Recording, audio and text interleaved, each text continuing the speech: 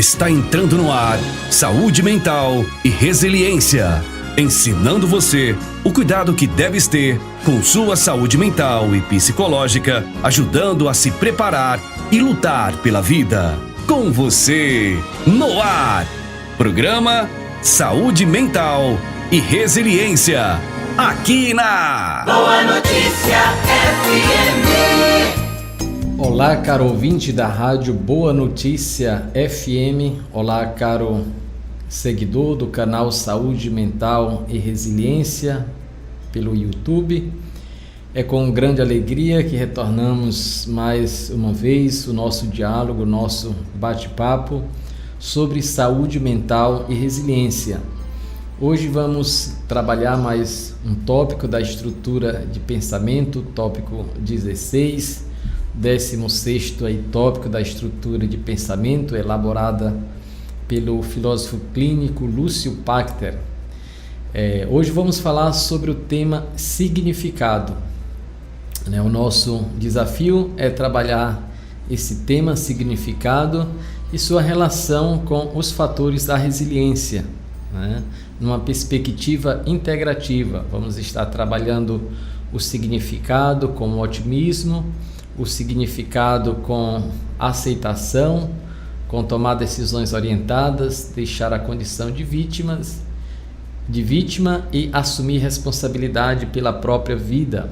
Então, vamos estar trabalhando nessa perspectiva integrativa, a partir desse conceito clínico filosófico da significação e o conceito psicológico de resiliência.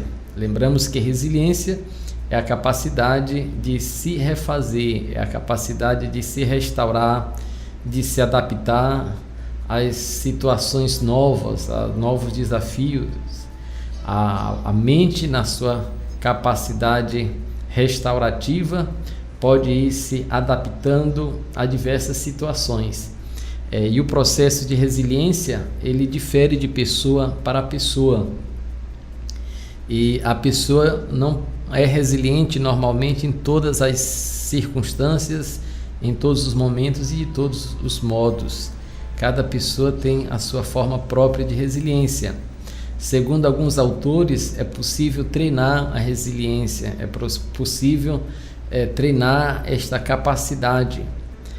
Alguns autores defendem a capacidade de resiliência como uma capacidade inata, como algo que já está impregnado no ser de cada pessoa.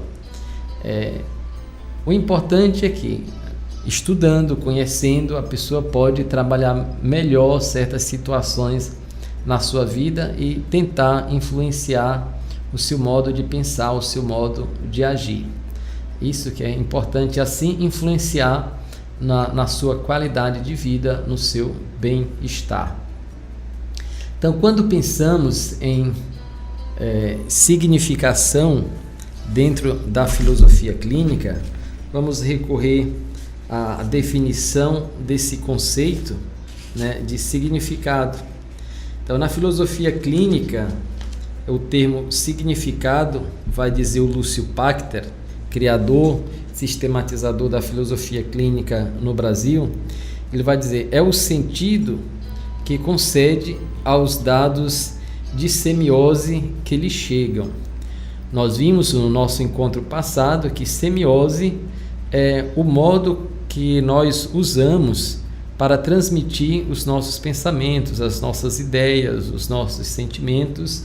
Nós usamos dados de semiose, que pode ser a palavra, que pode ser um símbolo, que pode ser um gesto.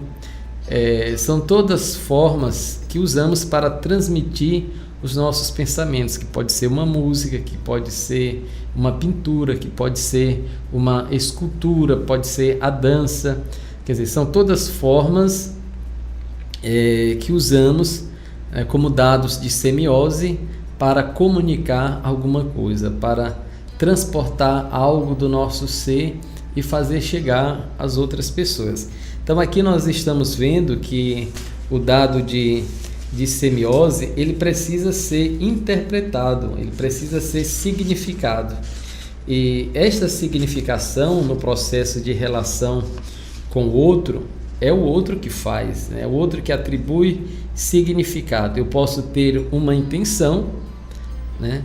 Mas quem vai significar as coisas, isso nós estamos falando aqui da significação dentro do processo de relação, é a outra pessoa. Como ela vai interpretar o meu dado de semiose? Vamos ficar nesta primeira parte, entender dentro da relação interpessoal o processo de significação, né?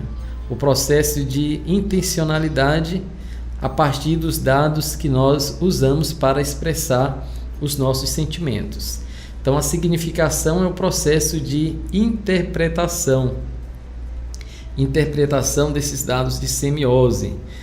Lúcio Pachter continua dizendo o seguinte: se alguém se aproxima de você e toca a sua pele com carinho, beija suavemente seu rosto, é o modo espontâneo, né? E de modo espontâneo afirma com voz compassada e calma que gosta muito de você.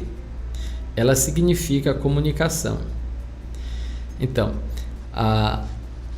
este gesto, né, de tocar, ele é significado pela outra pessoa, né? Além do toque, a pessoa que atribuiu, né, a palavra agregada ao gesto que ela fez do toque, né? Por exemplo, você chega a dar um abraço na pessoa. O abraço é um dado de semiose. Você pode não dizer nada.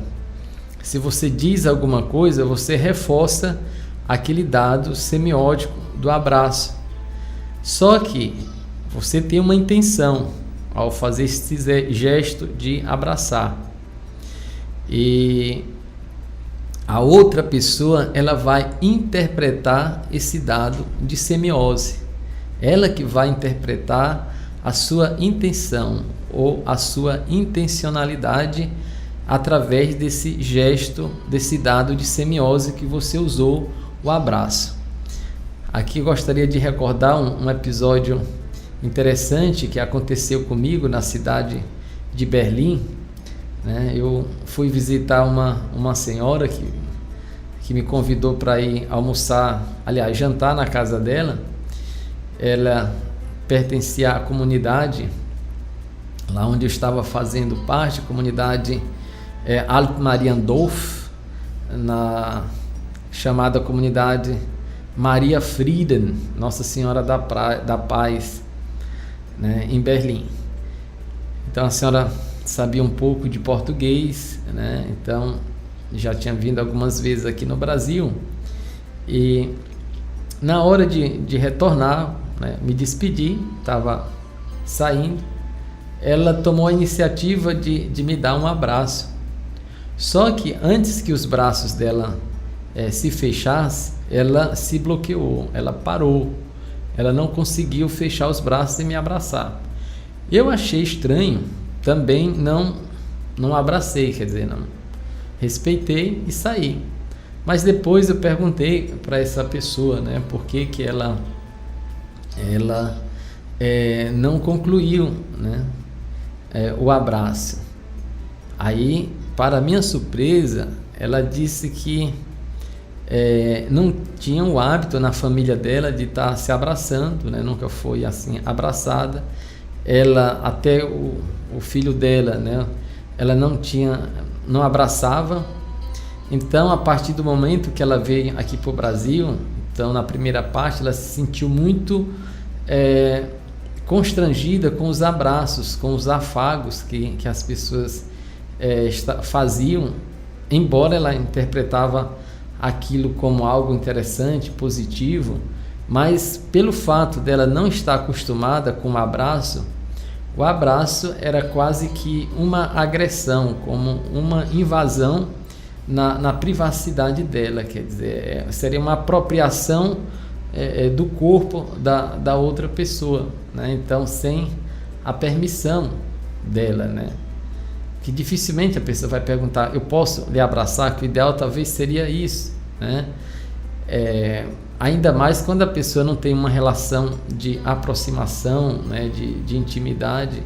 Quer dizer, a outra pessoa que está fora desse contexto do abraço, da relação, pode interpretar isso de uma forma diferente.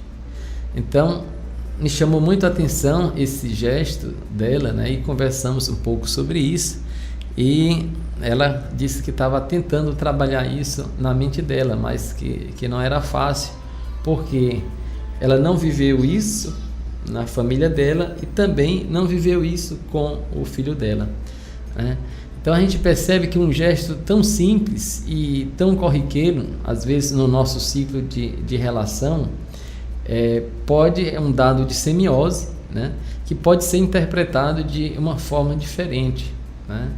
Então é importante ter cuidado, às vezes mesmo dentro da missa, né? Às vezes as pessoas, agora nesse tempo de pandemia, as pessoas não estão se abraçando, graças a Deus, né? Estão se contendo na sua emoção, mas é importante a gente ter presente que nem todas as pessoas se sentem confortadas ou confortáveis com um abraço, né?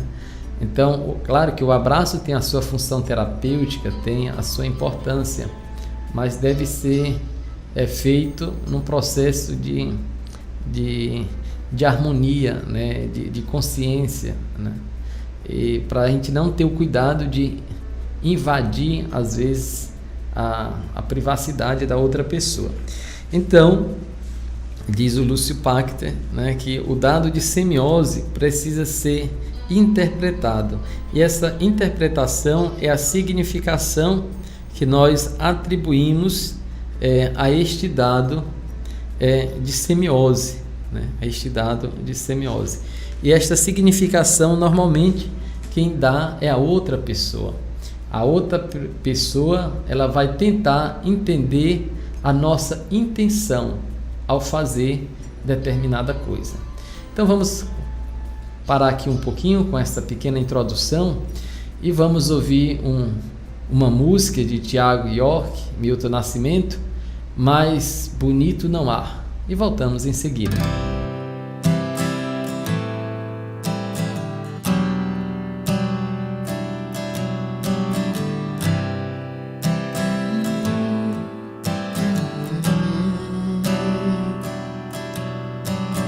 Nada mais belo que olhar de criança no sol da manhã.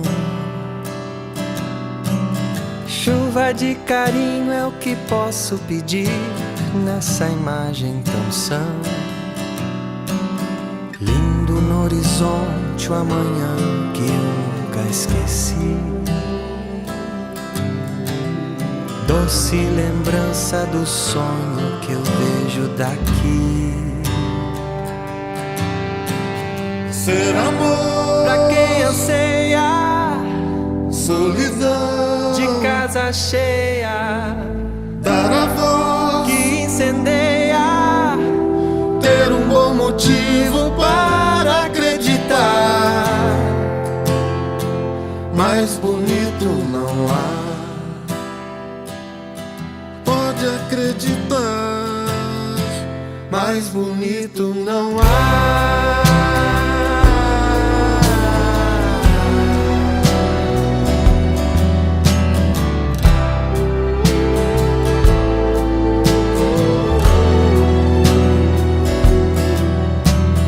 Nada mais belo que abraço sereno e sabor de perdão. Ver a beleza e em gesto pequeno ter a imensidão. Como espalhar por aí qualquer coisa que faça sorrir, aquietar o silêncio, as dores daqui. Ser amor pra quem anseia solidão de casa cheia, dar a voz que incendeia, ter um bom motivo para acreditar.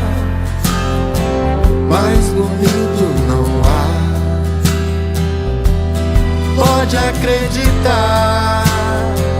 Mais bonito não pode acreditar.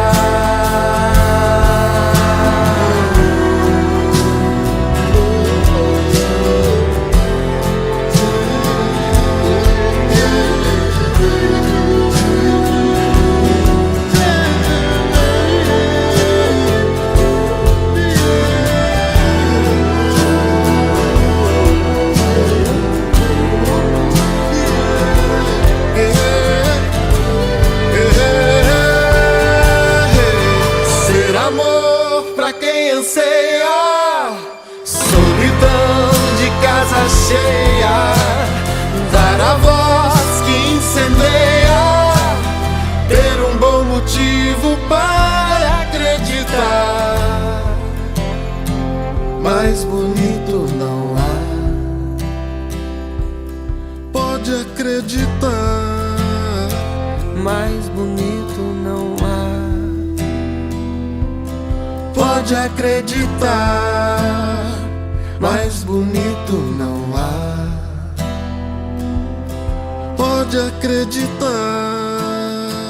Mais bonito não há. Você está ouvindo Saúde Mental e Resiliência na sua Boa Notícia FM. É isso aí, caro ouvinte da Rádio Boa Notícia FM, caro seguidor do canal Saúde Mental e Resiliência. Estamos de volta com a nossa programação, falando hoje sobre significação e sua relação com os fatores da resiliência e vendo quais as consequências, as implicações que isso tem na nossa vida, na nossa saúde mental. E um outro pensamento sobre o termo significação.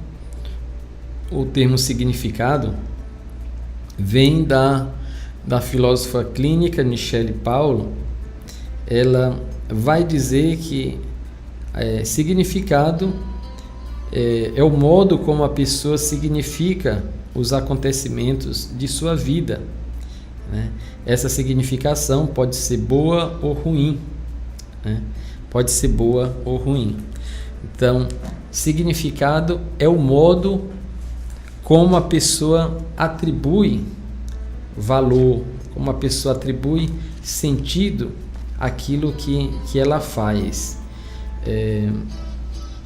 Uma outra forma de pensar também, né, sobre significado é a filósofa clínica Mônica Ayub, né? Ela diz que significado é justamente a pesquisa de como o partilhante significa os conceitos que expressa pelos diferentes modos do dado de semiose.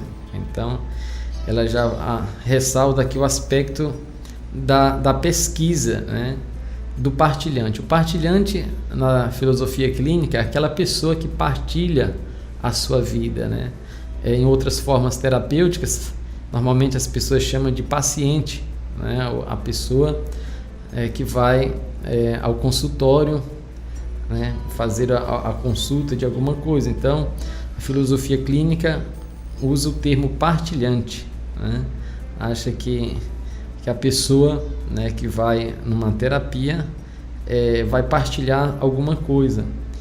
Então, coloca num outro nível, né, neste processo de relação entre o partilhante e o filósofo clínico. Bem, nós não vamos entrar em detalhe nesse aspecto, então vamos chamar a atenção aqui para o aspecto do dado de semiose, né? Do dado de semiose, quer dizer, o significado ele é expresso por diferentes dados de semiose, pela fala, pelo gesto, né? Por sinais, através de símbolos. Todas estas formas que usamos são formas semióticas, né, que nós transportamos os nossos pensamentos, né, os nossos pensamentos. Na filosofia clínica e dentro da filosofia formal, acadêmica, nós vamos encontrar a fundamentação desse tópico, o dado de semiose, em vários pensadores, Wittgenstein, Foucault, Peirce, Paul Ricoeur, Searle, Austin e uma série de outros pensadores que vai trabalhar o aspecto, né, da significação dentro da filosofia da linguagem, dentro da lógica. É um termo muito abrangente, né? É um termo muito abrangente. Para nós é importante termos a consciência que nós atribuímos significado às coisas, né? O processo de significar é o processo de atribuir sentido, né? De atribuir valor às coisas. E esse processo é um processo de relação, né? Aquilo com que nós nos relacionamos, ou que nós temos contato, nós atribuímos, né, uma significação ou uma valorização, seja ela estética, econômica, sentimental, espiritual. Quer dizer, nós atribuímos valor, damos sentido àquilo que nós fazemos. E o sentido é algo que vai direto em relação à nossa alma, o nosso espírito, né? É aquilo que, se tivéssemos que preencher a nossa alma com alguma coisa, então eu acho que a significação seria uma dessas coisas, né?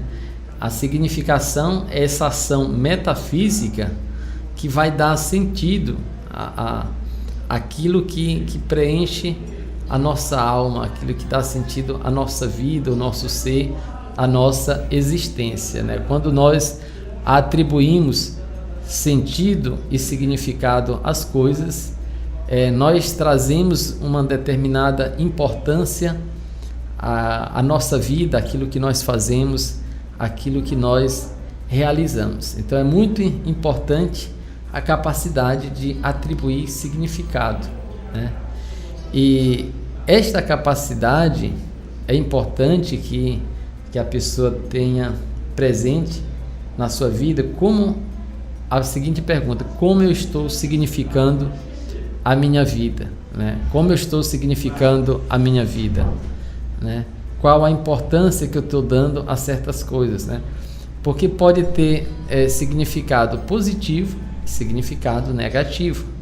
E o conteúdo dessa significação vem para o nosso espírito, vem para a nossa alma. Então, tenha cuidado em relação àquilo que você está atribuindo valor na sua vida, né? Às vezes, tem pessoas que tentam preencher a sua vida com coisas, né? O seu espírito, né? A sua ansiedade, né? A sua angústia, com coisas, né? Consumindo coisas, bebida, cigarro, droga, e uma série de outras coisas, para tentar extrair dali uma certa satisfação para algumas dores existenciais, algumas dores do seu espírito, da sua alma.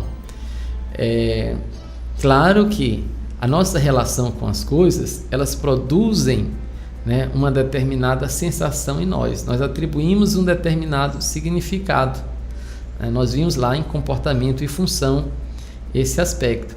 Então é importante ter presente esta capacidade de atribuir significado, percebendo, quer dizer, as funções de certas coisas em nossa vida, a função que determinados dados de semiose estão trazendo para mim, como eu estou significando isso na minha vida, como eu estou construindo a minha visão sobre as coisas, sobre mim mesmo, sobre aquilo que eu faço. Então eu estou extraindo de tudo isso um significado. Às vezes nós não temos muita clareza dessa significação daquilo que nós fazemos. Quer dizer, agimos no piloto automático, no hábito psicológico, né? Como diz o filósofo empirista David Hume, nós vamos construindo um hábito psicológico e passamos a agir, né? E às vezes nos acostumamos tanto com esse hábito psicológico, que é como você, dá um exemplo aqui, você dirigindo o seu carro, você já controla todas as funções, você não precisa estar pensando muito na hora de executá-las. Na hora de andar de bicicleta, então você não precisa estar pensando muito, né? executar as funções, né? Acontece automaticamente. Mas se você vai começar a aprender a andar de bicicleta, você fica tenso, você fica agoniado, você tem que estar atento, né, à execução dos movimentos, a pegar no freio dianteiro ou traseiro, se equilibrar, se desviar dos obstáculos. Quer dizer, você tem que se adaptar a uma série de situações até criar o hábito e ganhar uma confiança para executar aquela função que parece que é a coisa mais natural do mundo, mas não é. Isso acontece também com o processo de significação, de atribuir significado às coisas. Quer dizer, nós vamos criando um hábito a partir do processo de significação, e as coisas vão ganhando importância na nossa vida, ou não, a partir do significado que nós vamos atribuindo às coisas, né? Então é importante ter cuidado, né, no nosso modo de valorar, né, no nosso modo de atribuir valor e sentido às coisas. Então aí vem uma outra palavra interessante, que é a ressignificação, né? A ressignificação, ou seja, se a pessoa deu um significado negativo a alguma coisa e precisa refazer, ela precisa ressignificar, atribuir um novo significado, um novo sentido a certas coisas, né?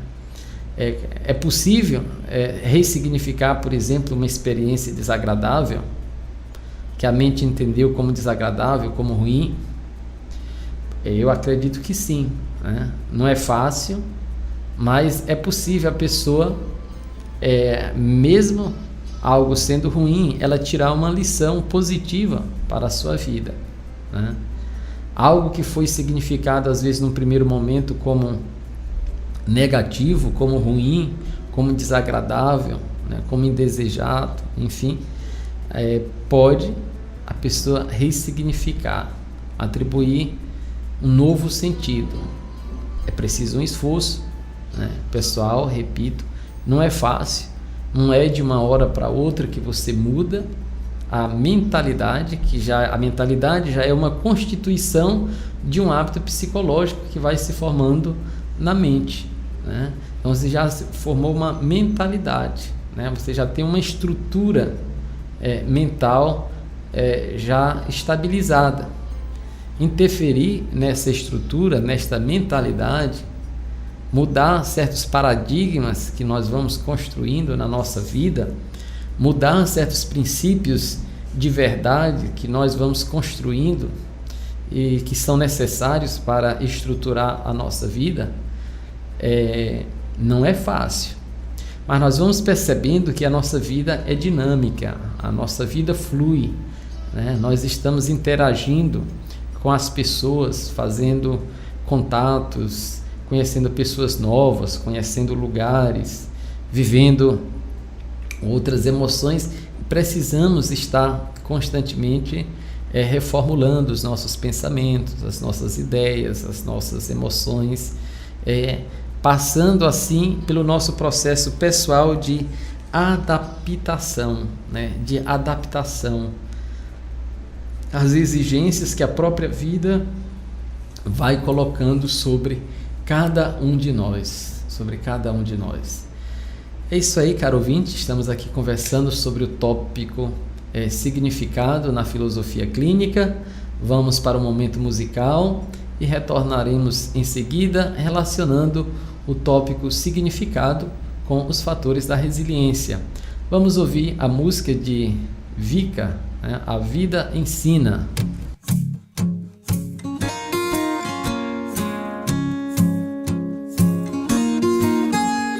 Sair na pressa e esquecer em casa guarda-chuva. Se eu me molhar, a vida continua. Não tem por que se estressar. Levar na boa. Se acaso deixar a janela aberta, se o arroz grudar no fundo da panela, ou se o boleto atrasar. Tudo segue como tem que ser. A graça é não saber o que vai acontecer. A vida ensina, seguir em frente, ir atrás do que acredita. A vida ensina, amanhã vai ser melhor. Confia, confia. Amar sem medo, sabendo que às vezes dá errado, que até o coração fica apertado, mas todo amor vale a pena. Fazer meus planos e todo dia dar um passo à frente, sem esquecer de viver o presente e lembrar o que já passou. Tudo segue como tem que ser. A graça é não saber o que vai acontecer. A vida ensina, seguir em frente, ir atrás do que acredita. A vida ensina, amanhã vai ser melhor. Confia, a vida ensina, seguir em frente, ir atrás do que acredita. A vida ensina, amanhã vai ser melhor. Confia, a vida ensina, confia, a vida ensina, confia, a vida ensina, amanhã vai ser melhor. Confia. Aqui na 91 FM, saúde mental e resiliência. Boa Notícia FM.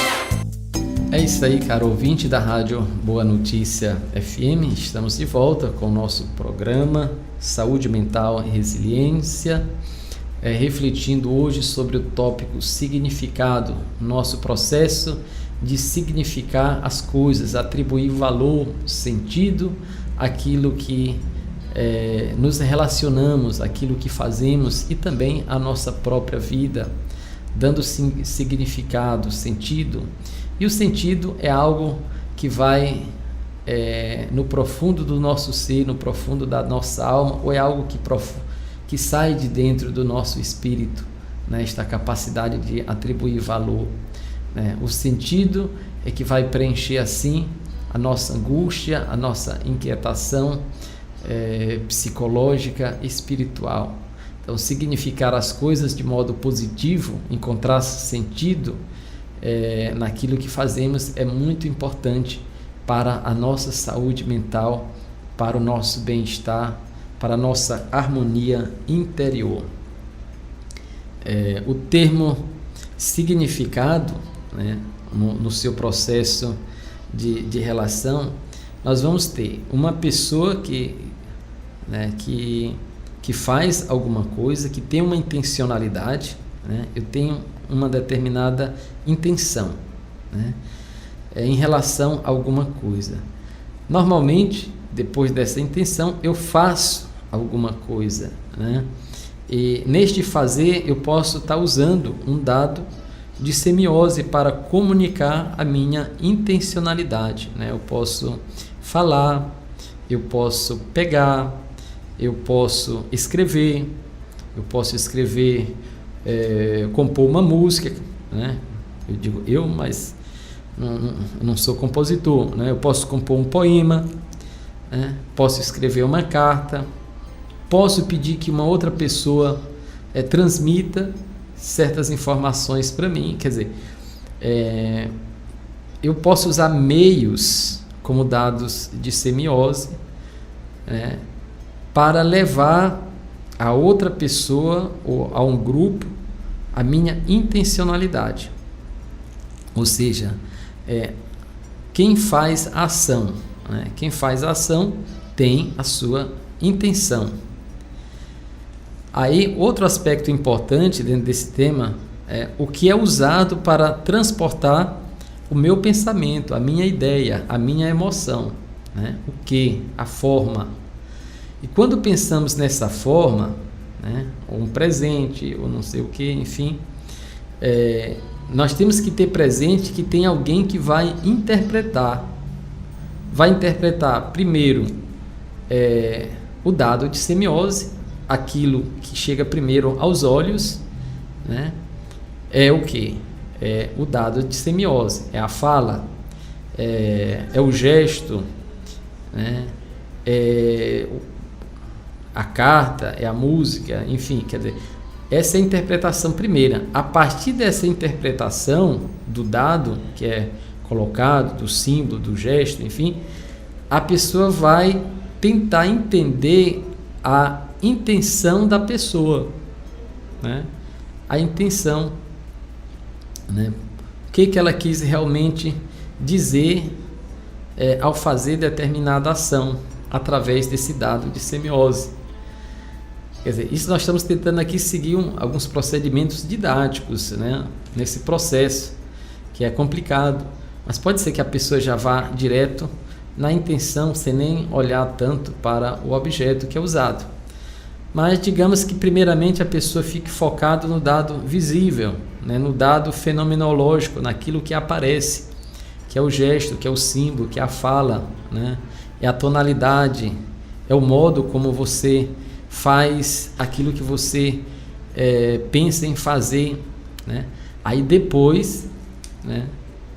Depois de tudo isso, a pessoa vai reagir positivamente ou negativamente em relação ao símbolo, em relação ao sinal, em relação à palavra, ao gesto, né, que foi usado para comunicar, né, a sua intenção, né?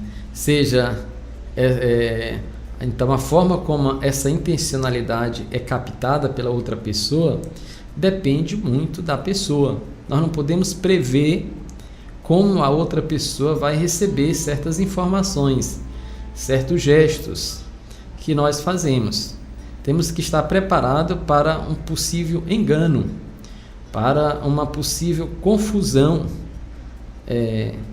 e vamos estar preparados aí também para gerenciar esses conflitos em relação à minha intenção e o modo como a outra pessoa recebeu determinada informação, como ela interpretou isso na sua vida, como ela sentiu, né? Se foi bom ou desagradável para ela, né? Então, vamos recordar que a significação é sempre do destinatário, né? Isso no processo de relação interpessoal. Quer dizer, é ele que vai tirar uma mensagem para a sua vida, né? Se a pessoa não interpreta corretamente o que a pessoa quis transmitir ou significar, então houve um erro pedagógico. Quer dizer, eu não atentei ao modo correto de fazer chegar até a outra pessoa aquilo que eu queria que ela entendesse, que ela sentisse, que ela percebesse. Quer dizer, eu acabei despertando um sentimento bem diferente daquilo que eu queria, né? E agora a gente tem que gerenciar essa situação para harmonizar, né, a relação, né? Para harmonizar a relação. Então nós percebemos que esse tópico da significação, ele é muito importante na nossa vida, faz parte do nosso dia a dia, do nosso processo de comunicação, de relacionamento com as pessoas, né? Então a significação implica, né, a capacidade de interpretar as coisas, de atribuir valor, de atribuir significado às coisas, né? Isso é muito importante. A significação implica ainda na capacidade de olhar, de sentir, de pensar, de raciocinar e entender o modo, né, de apresentação das pessoas, das coisas e o modo como nós percebemos o mundo e como o mundo funciona, né? Às vezes sofremos por não saber significar as coisas, ou não construir uma significação positiva, né? Às vezes nos deixamos levar pelo pessimismo, né? É importante que a gente se pergunte também quais os signos, ou seja, os sinais, os termos, os modos pedagógicos que eu estou usando, né, para me comunicar. Não estou querendo aqui encontrando sinônimos para os dados de semiose, né? Então, quem não participou do programa passado vai ter uma dificuldade de entender o que são esses dados semióticos. Bem, mas são esses signos, os sinais que nós usamos para nos comunicar, né? E esses dados são interpretados pelas outras pessoas.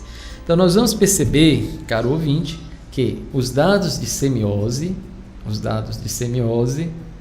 eles transmitem os nossos pensamentos, né? Esses pensamentos são significados. E como esses pensamentos são significados, que chega na nossa intenção, na nossa intencionalidade, no nosso sentir, isso vai afetar a nossa resiliência, né? A resiliência é essa capacidade de se refazer. Nós precisamos estar sempre nesse processo de adaptação, né, da nossa vida, interpretando as coisas, nos modificando a certas coisas, a certos pensamentos, a certas ideias que construímos. Tem algo que permanece estável, a nossa essência, mas algo precisa ir trabalhando dentro do dinamismo da própria vida. Então, o processo de significação vai influenciar o meu otimismo, vai influenciar o modo de aceitar ou não as coisas, né? E também vai influenciar o modo de gerenciar conflitos, né? Encontrar estratégias, né, para superar determinados entendimentos. O tópico significado vai estar influenciando a minha capacidade de tomar decisões orientadas, que é outro fator da resiliência. Como eu estou significando as coisas vai me levar a tomar uma decisão, né? Uma decisão positiva ou negativa, né? A orientar uma reação diante de algo que foi feito, né? De algo que eu tive que interpretar, né? De algo que chegou até mim, né? Emitido pela outra pessoa, né? Então, o significado também, ou a significação, ela vai nos levar a construir uma condição de vítima ou não, né? Então, esse tema está ligado a esse fator da resiliência, que é deixar a condição de vítima, né? Se você se sentiu ofendido, se você se sentiu, digamos, desprezado ou ignorado por algum gesto, enfim, há uma tendência de se construir uma relação de vítima nesta relação, quando não há igualdade, quando não há confiança e tal, quer dizer, ou a relação de superioridade, enfim. Então é muito importante que a gente saiba atribuir um significado que não nos leve a assumir uma postura, uma condição de vítima na relação. Não se vitimar no processo de relação, de interpretação das coisas, de atribuir significado, né? Outro fator da resiliência que é assumir a responsabilidade pela própria vida. Quer dizer, nós temos que reconhecer que somos nós que atribuímos significado às coisas, nós que atribuímos responsabilidades ou não a certas coisas e à nossa própria vida. Nós estamos no controle das nossas ações, o controle humano, né? Aqui não vamos entrar no aspecto divino, que o Senhor rege, governa a nossa vida, isso é claro, mas Ele deu a capacidade, a inteligência, a fé para todos nós usarmos estas capacidades. A fé e a razão, né, são como duas asas que nos equilibram no nosso voo, já dizia, né, o Papa na sua encíclica Fides et Ratio, né, fé e razão. Então, nós precisamos equilibrar o nosso voo do conhecimento, da informação, né, procurando extrair das nossas relações com as pessoas, das nossas relações com as coisas, aquilo que é agradável, aquilo que é bom, atribuindo um significado positivo sobre as coisas. Isso vai ajudar a preencher o vazio, a angústia da nossa vida, a capacidade de significar certas coisas. Não pense que vai ser apenas medicamentos, remédios que vão preencher a angústia existencial da alma. Não, isso aí vai tranquilizar, vai lhe ajudar a dormir, né, desacelerar às vezes alguns pensamentos, algumas coisas, mas não vai dar o verdadeiro sentido que você às vezes procura para certas dores do seu espírito, da sua alma. Procure equilibrar, né? Não exagere nem de um lado e nem do outro. Isso não quer dizer que certos remédios não sejam necessários, importantes para a vida, mas também não confie só nas medicações, né?